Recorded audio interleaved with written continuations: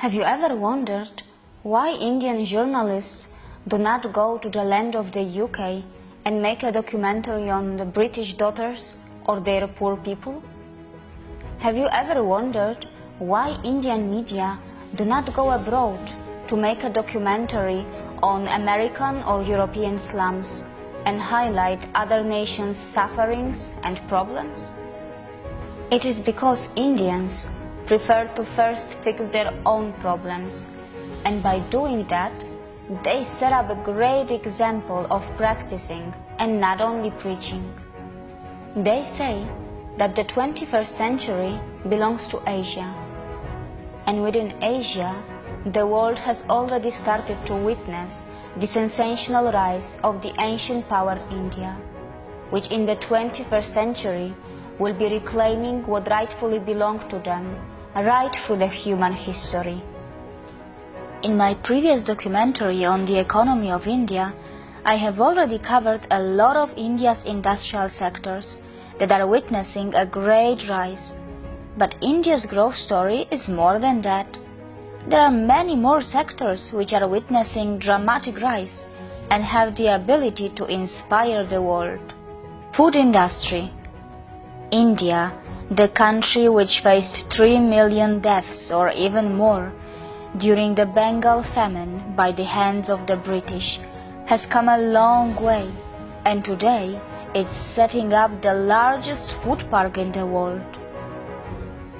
India has bounced back from the food insecurities of the early post-independence era to the current India, where in its cities governments are running budget meal systems like Jan Ahar, where one could eat a full meal for just a few cents.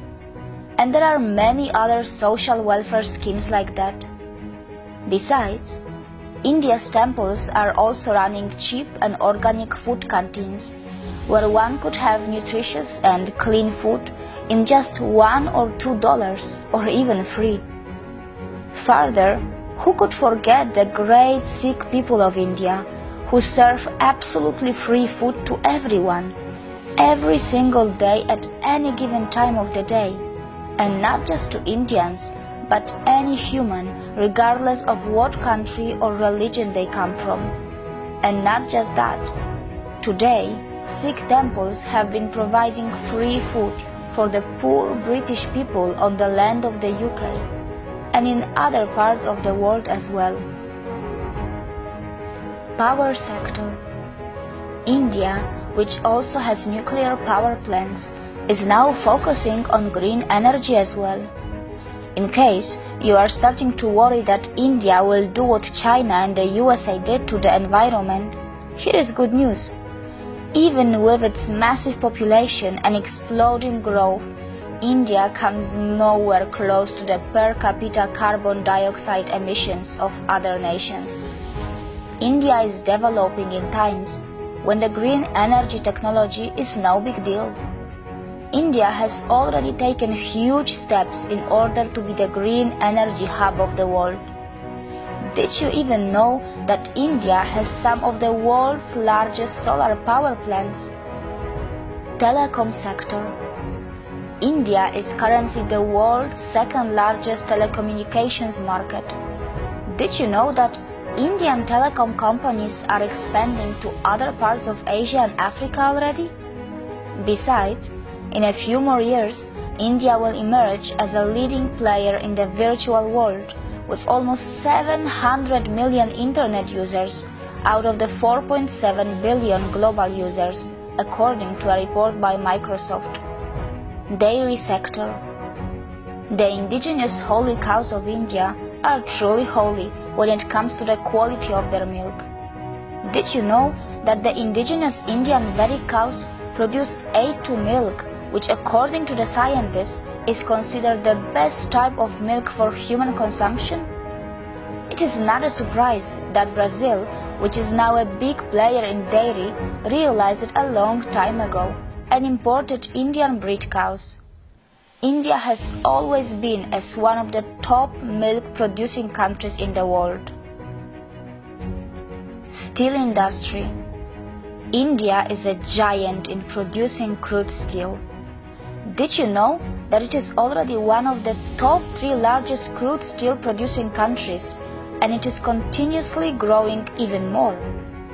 Coffee, tea and tobacco sector. India is one of the biggest exporter of its finest quality tea, which comes in many varieties. It is also witnessing a very interesting growth in coffee and tobacco production as well. Interestingly, some of it were introduced in India by its invaders, but then one can always say that India did not have to invade Brazil to introduce their A2 cows, and did not have to colonize the world to introduce its yoga. Indian consumer market. The country, with the official population of nearly 1.3 billion people, has a super giant consumer market. India is not just about the rich or poor, as your country's media is showing you. Its middle class is literally exploding with a very high purchasing power capacity. The good news is that a majority of its massive young population is fast getting urbanized. At the same time, India's government has realized that it is not going to sacrifice the villages of India during this rapid urbanization and will keep the soul of its villages alive. Road infrastructure. India already has the second largest road network in the world, which is somewhere around 5 million kilometers. Indian government has been building mega highways for quite some time and is planning to add around 66,000 kilometers of road, and it's targeting to build an astonishing 30 kilometers of road every day.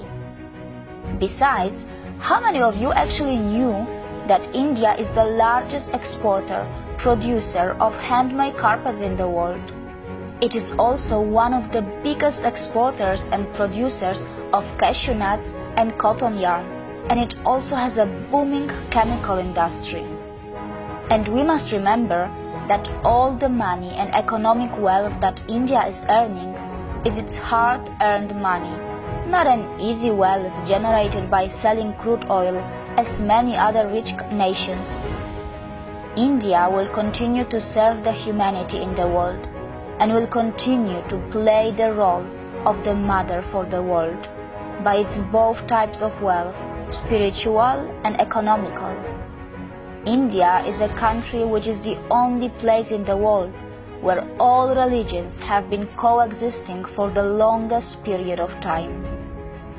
People of Indian origin who have settled outside India are the role models for any immigrants in the world because of their excellent discipline, almost no crime record, and for spreading love and humanity.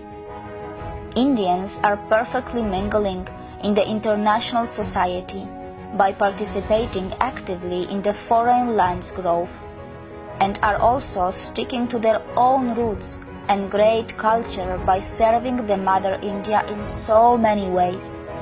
If you are wondering why no Indian made such kind of documentary, or why the government of India does not promote its achievements like other countries, it is because Indians do not believe in celebration until the mission is accomplished, and their mission is not to colonize, loot or hurt anyone, but bring the world together.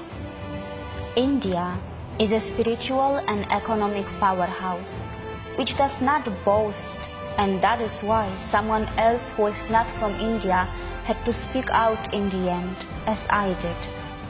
And these are just the signs of a great nation who everyone criticizes.